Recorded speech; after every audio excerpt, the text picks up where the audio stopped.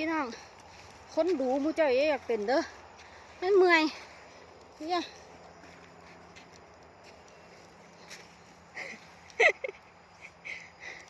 อยากเป็นเถอะคนดูน่ะ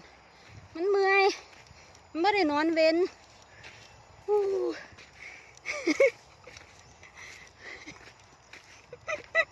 อ้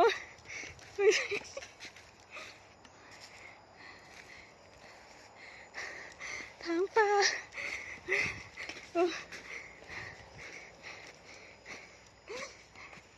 เฮ็ดเวียกให้ปากแดงนี่ด้วยก็สั่นสิบ่มีแห้งยาง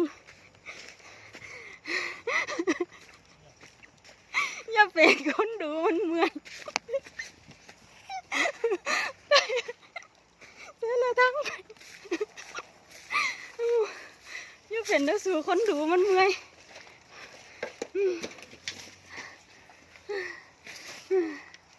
เมื่อย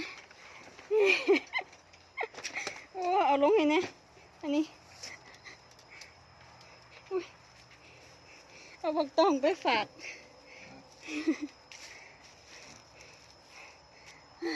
นี่จำนี่บุกตัวเอาจำนี่หมดกัดโอ้ยาวหลายกว่านี่ถอเมื่อยเดี๋ยวนี่ก็เอามาเกือบเอามาบ่ได้